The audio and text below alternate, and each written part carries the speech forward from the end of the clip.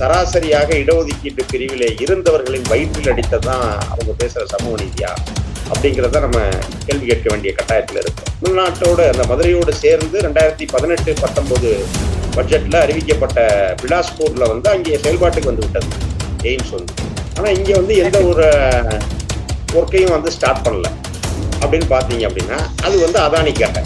ஏன்னா அதானி இப்போ திருவனந்தபுரத்துல இருந்த விமான நிலையத்தையே அதானிக்கு தான் கொடுத்துருக்காங்க. இப்போ நம்ம திருவனந்தபுரத்துல போய் பார்த்தோம்னா திருவேண்டரம் ஏர்போர்ட்னு இருக்காது, திருவேண்டரம் அதானி ஏர்போர்ட் அப்படின்னு தான் இருக்கும். இப்போ கோவில் இருந்ததா சொல்லி அதை இடித்து விட்டுத்தான் இந்த ஆலயம் கட்டப்பட்டது. அதாவது அயோத்திக்கு அவங்க யூஸ் பண்ண அதே பார்க்கலாம். அதைத்தான் திருப்பி அதை முடிச்ச உடனே இந்த இதை கையில் எடுத்திருக்காங்க. அடுத்து இப்போ இதுக்கு நாங்க கீழே கீழ்ப்பகுதி எங்களுடைய இதுதான். அப்போ உடனடியாக என்ன பண்றாங்கன்னா தொல்பொருள் ஆய்வு நடக்குது. இந்து கடவுள் நம்பிக்கை இல்லாதவர்களும் வரக்கூடாது, இல்லை வர்றதுக்கு முன்னாடி நான் இந்த கடவுளை நம்புறேன் உள்ள வர்றேன்ற மாதிரி ஒரு உறுதிமொழியை பெற வேண்டும். இது எல்லாம் பாத்தீங்கன்னா இது ஒரு மிகப்பெரிய ஒரு வெட்கக்கேடான விஷயம். இது அவசியமற்றது. ஆனாலும் கூட எந்த அடிப்படையில் நீதியரசர் இதற்கு ஒத்துக்கொண்டார் என்பது வியப்பாக இருக்கிறது. ஏன்னா ஒரு காலத்துல India for reserved, US for deserved என்றெல்லாம் பேசிக் கொண்டிருந்தவர்களே இன்றைக்கு 10% இடஒதுக்கீட்டை வாங்கிட்டு அமைதியா போயிட்டு இருக்காங்க. ஆனால் இவர்கள் என்னன்னா நாங்க அந்த பார்ப்பனர்களை தாண்டி பார்ப்பனருடைய அடிவரடிகள் எப்படி இருக்காங்கன்னா,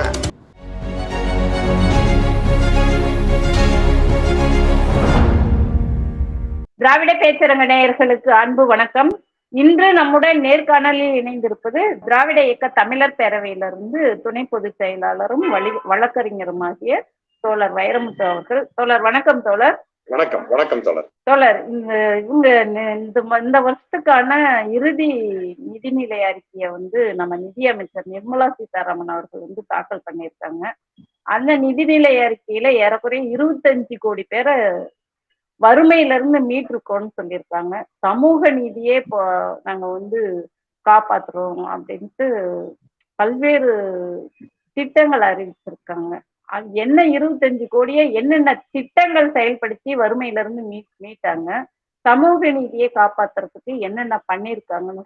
அதாவது இன்னெல்லாம் பண்ணிருக்கோம் அப்படிங்கிற மாதிரியான ஒரு அறிவிப்பு தானே தவிர அதை என்ன செய்திருக்கிறோம், எவ்வாறு இதை செய்திருக்கிறோம் என்கிற புள்ளி விவரங்கள் எதுவுமே அந்த இடைக்கால நிதிநிலை அறிக்கையில இடம்பெறவில்லை. வெறுமனே சொல்றது அப்படின்னா ஒரு மேடை பேச்சு போலத்தான் இந்த அறிக்கை. பொதுவா ஒரு நிதிநிலை அறிக்கை என்பது எப்படி இருக்கணும் அப்படின்னா வெறும் வரவு செலவு திட்டம் மட்டுமல்ல, அது ஒரு புள்ளி விவரங்களோடு அந்த என்னென்ன திட்டங்கள் கொண்டு வந்திருக்கோம், இந்த திட்டத்துல இவ்வளவு செலவு பண்ணியிருக்கோம், இதன் மூலமாக இந்த விளைவுகள் ஏற்பட இந்த எஃபெக்ட் என்ன மாற்றம் அல்லது முன்னேற்றம் நிகழ்ந்திருக்கிறது அப்படிங்கிற டேட்டாவோட அனலைஸ் பண்றதுதான் பட்ஜெட். ஆனால் அப்படி எதுவும் இவர்கள் இன்றைக்கு தாக்கல் செய்திருக்கக்கூடிய இந்த இடைக்கால நிதிநிலை அறிக்கையில அப்படி எதுவுமே இல்லை. இது தேர்தல் ஆண்டு என்பதால் தான் இந்த இடைக்கால நிதிநிலை அறிக்கை தாக்கல் செய்யப்பட்டிருக்கிறது.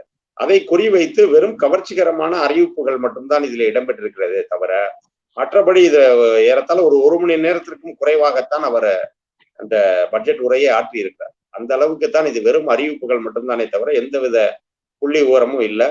இன்னும் சொல்ல போனால் முழுக்க இது வெறும் சுய பெருமை தான் இதுல குறிப்பிடப்பட்டிருக்கிறது. ஒரு 25 கோடி பேரை நான் வறுமையிலிருந்து மீட்டிருக்கிறோம் அப்படின்னா என்ன திட்டம் மூலமாக மீட்டார்கள், எப்படி அவர்களுடைய வாழ்க்கை தரம் உயர்ந்தது அப்படிங்கிறதெல்லாம் அவங்க சொல்லி இருக்க வேண்டும். அப்படி எதுவுமே அவங்க சொல்லலை. இன்னும் அடுத்தபடியா நாங்க சமூக நீதிக்கு ரொம்ப முக்கியத்துவம் கொடுத்திருக்கிறோம் என்று சொல்லி இருக்கிறார்.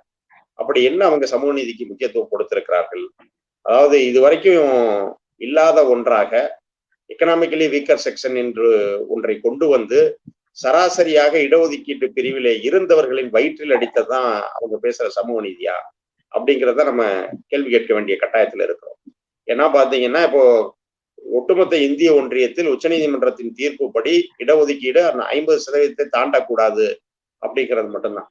தமிழ்நாடு மட்டும்தான் அதுல தனியாக ஒரு அரசியலமைப்பு சட்ட திருத்தம் கொண்டு நாம் மட்டும்தான் 69% இடஒதுக்கீட்டில் இருக்கிறோம். அப்போ புதிதாக நீங்கள் 10% இடபிள்யூஎஸ் அப்படிங்கும் போது அது இதுல என்ன ஆகும்னா நீங்க கூடுதலாக அந்த இடஒதுக்கீடு அளவு கூடி விட்டது என்று சொல்லி அடுத்து வழக்கு போவாங்க. ஒரு கூடுதல் இருக்கிற இடஒதுக்கீட்டை மற்றவர்களுடைய இடஒதுக்கீட்டை குறைத்தாக வேண்டிய ஒரு காலகட்டத்திற்கு வர வேண்டியது இருக்கும். ஆக இப்படியெல்லாம் சிக்கல்கள் வைத்துக்கொண்டு குறிப்பிட்ட ஒரு 3% மக்களுக்கு எதன் அடிப்படையில் அந்த 10% இடஒதுக்கீடு, இல்ல அவங்க எதுவும் ஒரு போராட்டம் பண்ணாங்களா? இப்போ பொதுவாக ஒரு இடஒதுக்கீடுன்னா அது ஒரு நீண்ட நெறிய போராட்ட வரலாறு இருக்கும். போராட்டம் இருக்கும். அதற்காகத்தான் கேள்வி எழுப்பி அந்த இடஒதுக்கீடு வந்து கொடுப்பாங்க.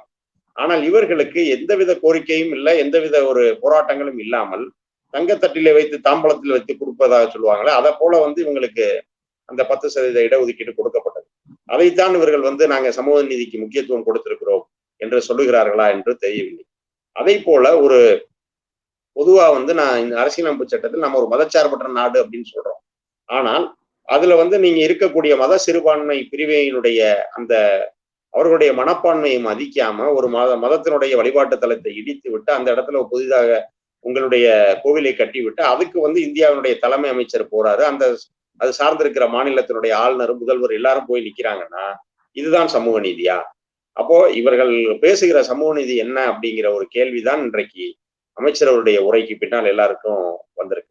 அதே போல அதுல இந்த இடைக்கால நிதிநிலை அறிக்கையில அவர் சொல்ற ஒவ்வொரு விஷயமும் பாத்தீங்க அப்படின்னா அப்பட்டமான பொய். அதை வந்து ஏதோ மக்களை ஏமாற்ற வேண்டும் என்பதற்காக அவர்களுக்கு ஒரு ஆசையை தூண்டணும், திருப்பி மீண்டும் நாங்கள் ஜெயிக்கணும். குறிப்பா பாத்தீங்கன்னா இது 10 ஆண்டுகள் ஆட்சி இவருடைய ஆட்சி நடந்திருக்கிறது. அப்ப இந்த 10 ஆண்டுகளில் என்ன மாற்றம் நிகழ்ந்தது? ஏன்னா வந்து ஒரு 10 ஆண்டுகள் ஒரு தசாப்தம்ங்கிறது ஒரு அரசியல் கட்சியினுடைய ஆட்சியில இருப்பதுன்றது வந்து சாதாரண விஷயம் கிடையாது. அப்போ நீங்க எவ்வளவோ ஒரு வளர்ச்சி திட்டங்களை வந்து நீங்கள் தீட்டி அதனுடைய செயல்படுத்தி இருக்கலாம். அதை எதையும் செய்தார்களான்னு தெரியல. ஒரு குறிப்பா பாத்தீங்கன்னா ஒரு 15 எய்ம்ஸ் வந்து உருவாக்கப்பட்டிருக்கிறது அப்படின்றத ஒரு பெருமையோடு சொல்லியிருக்காங்க. ஆனால் அந்த 15 எய்ம்ஸ் நீங்க உருவாக்குனேன்னு சொல்றீங்களே, மதுரையில் கடந்த 2014 ஜனவரி 2019 ஜனவரி 27ஆம் தேதி நீங்க அடிக்கல் நாட்டினீர்கள். 5 ஆண்டு காலம் நிறைவடைந்து விட்டது. நீங்க ஒரு செங்கல்ல இருந்து 2வது செங்கல் எடுத்துட்டு வர்றதுக்கு 5 வருஷமா என்கிற கேள்விதான் இன்றைக்கு மக்கள் தென் மாவட்ட மக்களினுடைய மனதிலே இருக்கிறது.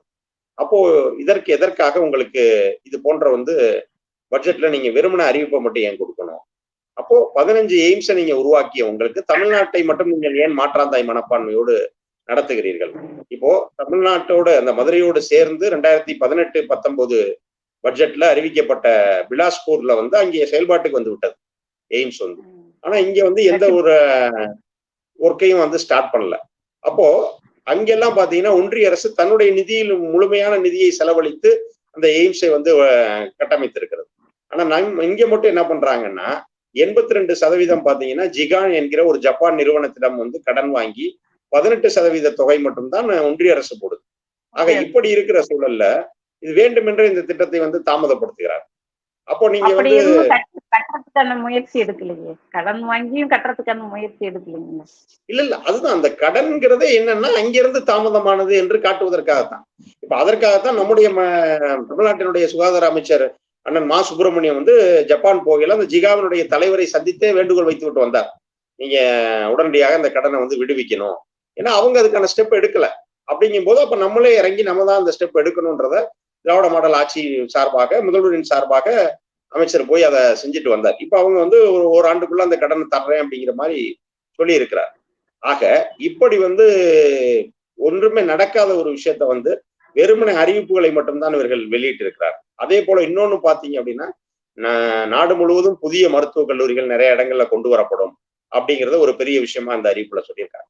ஆனா உண்மை என்ன அப்படின்னா இவர்கள் வந்து அது குறிப்பாக வட இந்தியாவில் மட்டும்தான் இந்த புதிய கல்லூரிகளை தொடங்க திட்டமிட்டு இருக்கிறார்கள் அப்படிங்கிறாங்க. காரணம் என்ன அப்படின்னா ஏற்கனவே இந்த கல்வியாண்டிலேயே தமிழ்நாட்டில் இருக்கக்கூடிய மருத்துவக் கல்லூரிகளில் புதிதாக இடங்களை வந்து உருவாக்குவதற்கு உங்க விடலை. பொதுவா வந்து அடிஷனல் இன்டேக்னு சொல்லுவோம். ஒரு 100 மாணவர்கள் இருக்காங்கன்னா ஒரு 10 சீட்டு 20 சீட்டு வந்து கூடுதலா வந்து கேட்டு நம்முடைய அந்த எண்ணிக்கையை வந்து உயர்த்தி கொள்ளலாம். ஆனா என்ன காரணம் சொல்றாங்கன்னா இத்தனை மாணவர்களுக்கு இத்தனை மக்களுக்கு இத்தனை மருத்துவர்கள் அப்படின்ற ஒரு விதியை கொண்டு வந்து அதன்படி வந்து இங்க ஏற்கனவே நிறைய மருத்துவர்கள் இருக்காங்க. அப்ப என்ன ஆகுதுன்னா நம்ம ஏற்கனவே பொது சுகாதார கட்டமைப்பில் வந்து வளர்ந்து நிற்பது வந்து நமக்கு வந்து அதையே வச்சு நம்மளை வந்து இது பண்ணி நமக்கு வர வேண்டிய வாய்ப்பை வந்து அவங்க அங்க கொடுக்குறாங்க. பொதுவாக யாராக இருந்தாலும் ஒரு இடத்துல சிறப்பா இருக்குன்னா அந்த இடத்துலதான் மேல வந்து அதை இன்னும் நல்லா அந்த கட்டமைப்பை இன்னும் நல்லா உருவாக்கணும்னு நினைப்பாங்க. இப்போ அமெரிக்கால எல்லாம் பாத்தீங்கன்னா இன்வெஸ்ட் இன் தி பெஸ்ட் அப்படின்னு ஒரு கான்செப்ட் இருக்கு. அப்போ சிறப்பான இருக்கிற இடத்துல இன்னும் நீங்க முதலீடு பண்ணி அதை இன்னும் சிறப்பாக கொண்டு வர வேண்டும் அப்படிங்கிறதுதான். இன்றைக்கு சென்னை வந்து ஒட்டுமொத்த இந்தியாவினுடைய மருத்துவ தலைநகரா இருக்கு. இந்தியா முழுவதுமே வந்து இங்க மருத்துவம் பார்க்க சென்னைக்கு வர்றாங்க. அப்ப அப்படி இருக்கக்கூடிய சூழ்நிலையில இவங்க புதிதாக இன்னும் மருத்துவக் கல்லூரிகளை நமக்கு கொடுத்தால் இன்னும் வந்து தரமான மருத்துவர்கள் வருவார்கள்.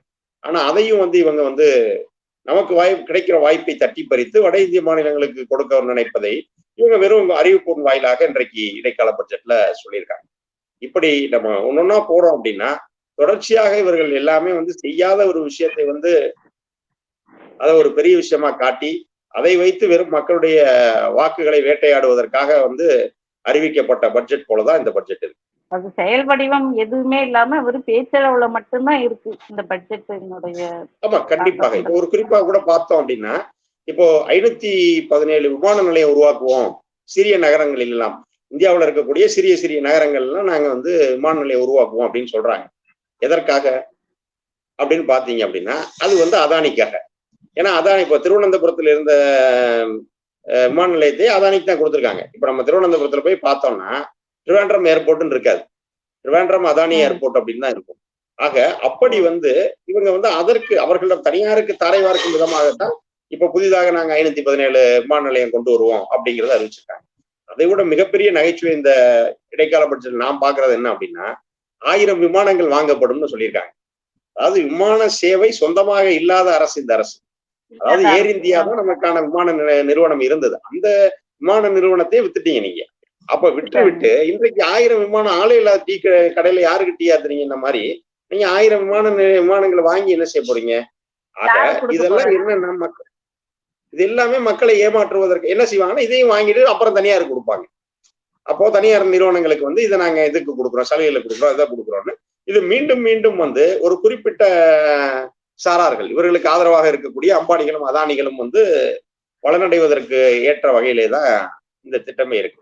இன்னொன்னு பாத்தீங்கன்னா பொது போக்குவரத்துல ரயில்வே துறை, இப்ப ரயில்வே துறை சார்பா ஒரு அறிவிப்பு என்ன சொல்றாங்கன்னா 40,000 ரயில் பெட்டிகளை வந்து வந்தே பாரத்துக்கு இணையான தரத்தோடு நாங்கள் உருவாக்குவோம் அப்படின்னு சொல்லியிருக்காங்க. அப்ப அது எதற்காக? கட்டண உயர்வுக்காக. இப்ப நீங்க வந்தே பாரத் தரத்துக்கு உயர்த்திட்டு வந்து நீங்க பழைய கட்டணத்துல இருப்பீங்களா? அப்போ இவர்கள் லாபம் பார்ப்பதற்காகத்தான் இவர்கள் ஒரு முதலீடை வந்து செய்யறாங்க. ஆனால் வந்து ஒரு பொது போக்குவரத்து சேவை என்பது வந்து நீங்கள் அது வருமானம் ஈட்டுவதற்காக மட்டும் இருக்கக்கூடாது. இப்போ வந்து இன்றைக்கு அமலாக்கத்துறையால் ஒரு பெரிய ஊழல்வாதி போல் சித்தரித்து குறிவைக்கப்படுகிற பீகார் முன்னாள் முதலமைச்சர் லாலு பிரசாத் யாதவ் ரயில்வே துறை அமைச்சராக இருந்தார். அந்த 5 ஆண்டு காலமும் கட்டண உயர்வே இல்லாத ஒரு பட்ஜெட்டை கொடுத்தாரு. ரயில்வேல அந்த நேரங்கள்ல பயணிகள் ரயில் கட்டணம் வந்து ஒரு பைசா கூட உயரல. அதே நேரத்தில் நட்டத்தில் போய்கிட்டு இருந்த ரயில்வேவை அவர் லாபத்துக்கு கொண்டு வந்தார். அதன் காரணமாகவே வந்து இந்தியன் இன்ஸ்டிடியூட் ஆஃப் மேனேஜ்மெண்ட் இந்திய மேலாண்மை கல்வி நிறுவனங்கள் அனைத்திலுமே வந்து அவர் வகுப்பெடுக்க அழைக்கப்பட்டார் லாலு. ஆனால் வந்து இந்த சங்கி ஊடகங்கள் வந்து அவரை ஏதோ ஒரு பெரிய நகைச்சுவை இவர் மாதிரி ஒரு சித்தரித்துக் கொண்டிருக்கிறார். ஆக இப்படி இருக்கிற எல்லா விஷயத்திலையும் இவங்க வந்து வெறும் பொய்யும் புரட்டும் அதே போல இல்லாத ஒன்றை சொல்லுவது அப்படிங்கிறத மாதிரி தான் இன்றைக்கு இந்த பட்ஜெட் இருக்கு. இதோட பெரியது என்ன அப்படின்னா நாங்க வந்து ஏழைகள், விவசாயிகள், இளைஞர்கள், பெண்களுக்கெல்லாம் வந்து இந்த 10 ஆண்டு கால ஆட்சியில மிகப்பெரிய முன்னேற்றம் வந்திருக்குன்னு சொல்றாங்க.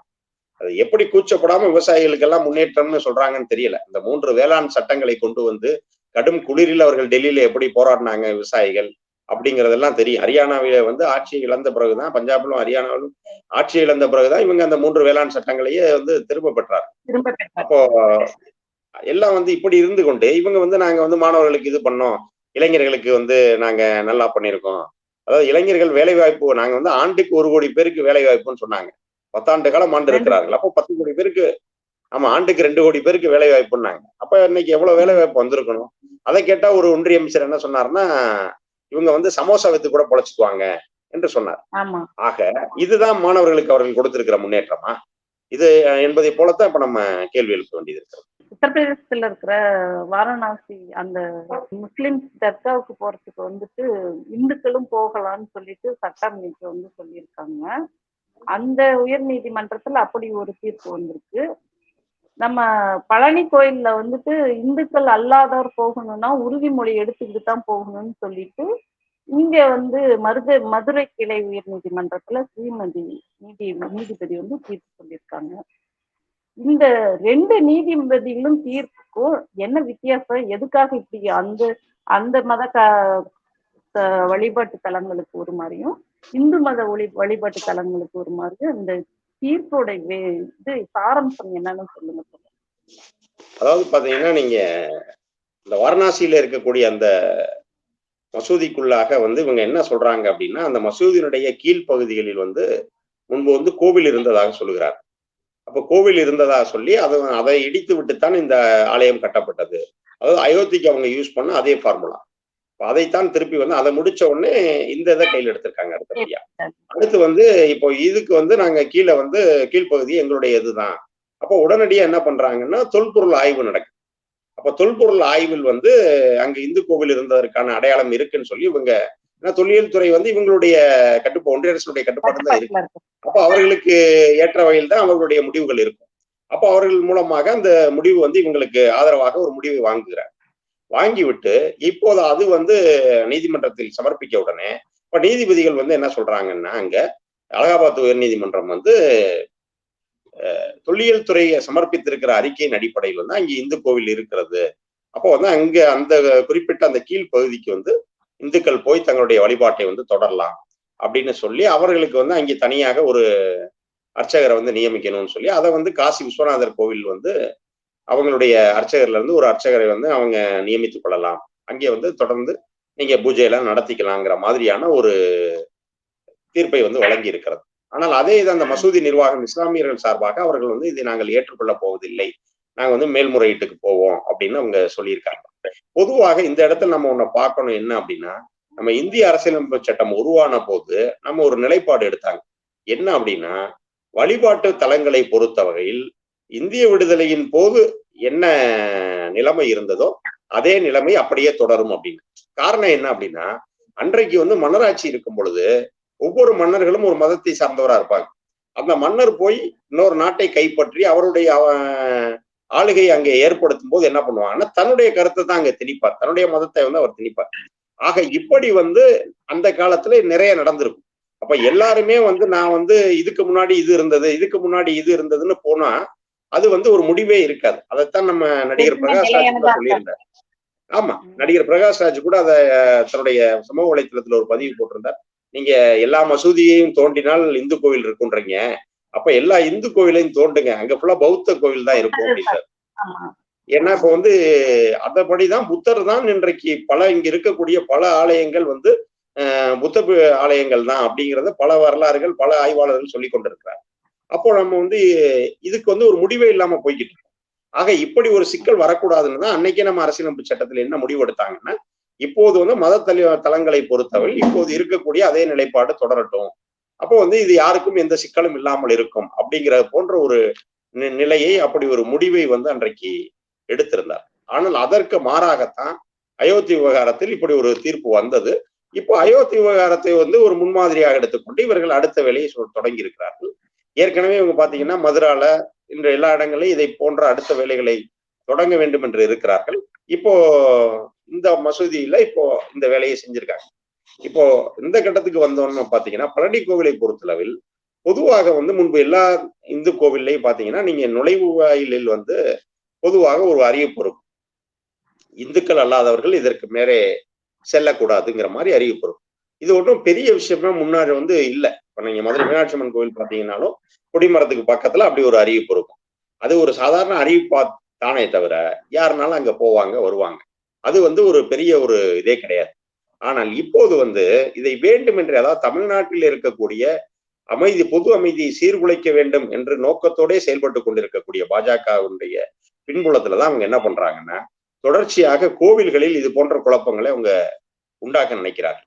அப்போ போய் என்ன பண்றாங்கன்னா, இந்த பதாகை வந்து மாற்றி வைக்கணும், இந்து கடவுள் நம்பிக்கை இல்லாதவர்களும் வரக்கூடாது, இல்ல வர்றதுக்கு முன்னாடி வந்து நான் இந்த கடவுளை நம்புறேன் உள்ள வர்றேன்ற மாதிரி ஒரு உறுதிமொழியை பெற வேண்டும். இது எல்லாம் வந்து பாத்தீங்கன்னா இது ஒரு மிக பெரிய வந்து ஒரு வெட்கக்கேடான விஷயம். இது வந்து அவசியமற்றது.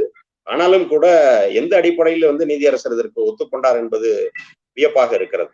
ஏன்னா இப்போ எல்லாருமே வந்து இப்ப நீங்க பாத்தீங்கன்னா ஒரு ஏசுதாஸ்லாம் தோழர் பக்தி பாடல்கள், அவர் ஒரு கிறிஸ்தவர், ஆனா அந்த ஐயப்பன் பாடல்கள் இதெல்லாம் ரொம்ப உருகி மெய்மறந்து பாடுவாரு. அந்த மாதிரி ஏசுதாஸ் இப்போ ஒண்ணும் இல்ல, அண்ணாமலை போயிருக்காரு, வேளாங்கண்ணிக்கு போயிருக்காரு அண்ணாமலை. இது மாதிரி எல்லாருமே வந்து பாஜகவுடைய தலைவராக இருக்கக்கூடிய அண்ணாமலையே வந்து அங்கே போகும்போது அண்ணாமலையே வேளாங்கண்ணிக்கு போறாரு. இது மாதிரி பல உதாரணங்கள் சொல்ல முடியும். ஆக இதை விடுத்து இது வந்து குறிப்பா இங்க வேணுமென்று குழப்பத்தை ஏற்படுத்த வேண்டும் என்பதற்காகத்தான் இவர்கள் இந்த வேலையை செய்கிறார்கள். ஏன்னா வந்து இப்போ அதே மாதிரி மத நம்பிக்கை பெற்றவர்கள்னு சொல்றீங்க. இப்ப தந்தை பெரியார் அவர்கள் வந்து தன்னுடைய குடும்பம் சார்ந்த ஒரு கோவிலுக்கு ஒரு காலகட்டத்துல அறங்காவலராக வேண்டிய சூழல் வருது. அப்போ வந்து எல்லாரும் நினைச்சாங்க பெரியார் மறுத்துருவாருன்னு. ஆனா அவர் மறுக்கல. அதை ஏற்றுக்கொண்டார். ஏற்றுக்கொண்டதோடு மட்டுமல்ல, அவர் தன்னுடைய பொறுப்பை நிறைவு செய்யும் பொழுதுதான் இதற்கு முன்பு இருந்ததை விட அந்த கோவில் வந்து மிக அதிகமான வருமானத்தை ஈட்டியது. அப்ப எல்லாருமே கேட்டாங்க பெரியார்ட்ட. ஏன்னா உங்க காலத்துல வந்து நீங்க கடவுள் நம்பிக்கை இல்லாதவரான உங்க காலத்துல அவ்வளவு பணம் வந்து கிடைத்திருக்கிறது அப்படின்னு சொல்லும் போது அவர் சொன்னாரு, நாம மத்தவங்க எல்லாம் வந்து கடவுள் பேரை சொல்லி ஏதாவது தப்பு பண்ணிருப்பாங்க. ஏன்னா கடவுள் காப்பாத்திருவாருன்னு. நான் வந்து எதையும் பண்ணல. அதனால நான் அந்த பணத்துக்கு எப்படி சரியாக இருக்க வேண்டுமோ அப்படி இருந்தேன். நான் ஐயா வந்து நிதி நிர்வாகத்தில் எப்படிப்பட்டவர்ன்றது எல்லாருக்குமே தெரியும். அப்போ அவருடைய காலகட்டத்துல வந்து அந்த நிதி வந்து அதிகமாகவே இருந்தது. அதே போல வந்து நம்முடைய அமைச்சர்கள் இப்ப பொதுவாக அரசு வந்து மதச்சார்பற்ற அரசு தான். எந்த அரசுமே வந்து எந்த மதத்தையும் சார்ந்த அரசு அல்ல. அப்போ மதச்சார்பற்ற அரசு வந்து வக்பு வாரிய அமைச்சர் இருக்காரு. அவரும் இஸ்லாமியர் சார்ந்தவரா இருப்பாரு.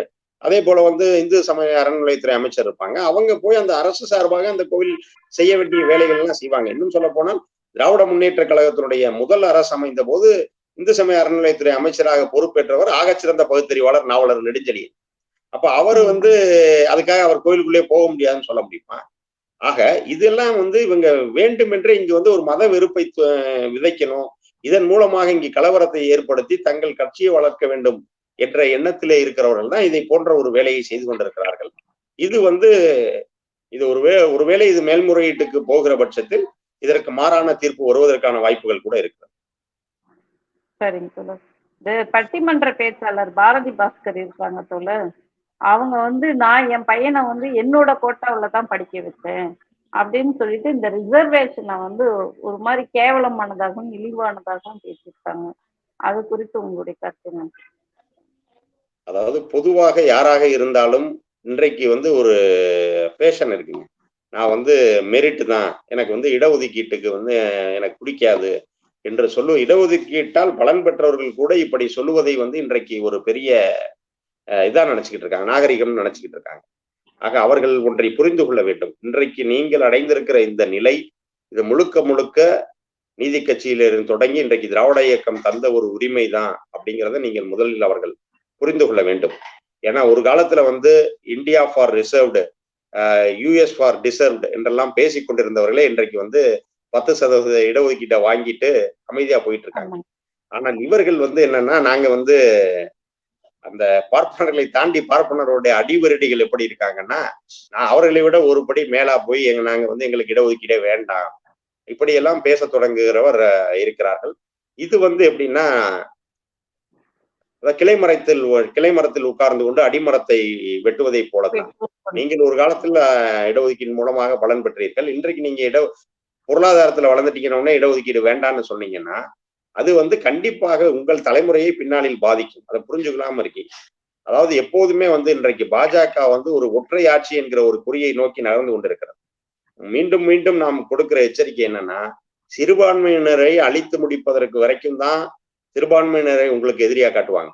சிறுபான்மையினரோடு அவர்களுடைய மோதலை முற்றுமுழுமாக முடித்த பிறகு, ஏன்னா இன்னைக்கே பேச ஆரம்பிச்சிட்டாங்க, இன்னொரு 7 நாள்ல சிஏஏ வந்து அமல்படுத்தப்படும் என்று ஒன்றிய இணையமைச்சரே சொல்ற.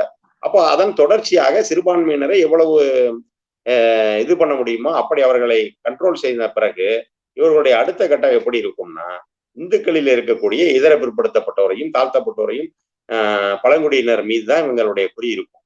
ஆக இதையெல்லாம் நாம் உணர்ந்து கொள்ள வேண்டும். இல்லை என்றால் வந்து ஒரு மிகப்பெரிய ஒரு வீழ்ச்சியை நோக்கி இந்த சமூகம் நகர்கிற ஒரு சூழல் வரும். அதனால நம்ம இதையெல்லாம் புரிஞ்சுக்கணும். இப்ப நீங்க இன்னைக்கு இடைக்கால பட்ஜெட் பத்தி கூட பேசணும்.